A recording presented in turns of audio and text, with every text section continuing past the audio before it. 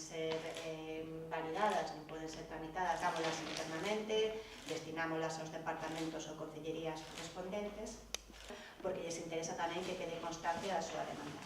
Este é un dos motivos principales de que ten 50 propostas válidas.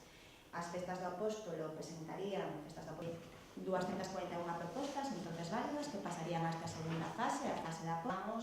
Coa segunda fase dos orzamentos participativos, que é a fase dos aceptadas, porque este ano non lle toca no proceso de orzamentos participativos.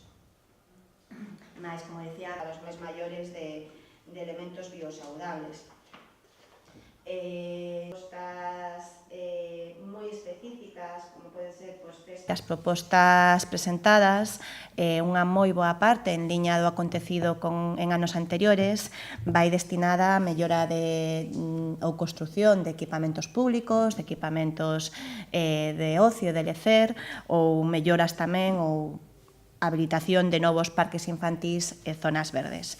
Isto está sendo algo habitual nos procesos de orzamentos participativos, onde os veciños e veciñas de Santiago demostran a través dos orzamentos participativos un interese por máis zonas verdes ou máis espacios de lecer ou mellora dos xa existentes.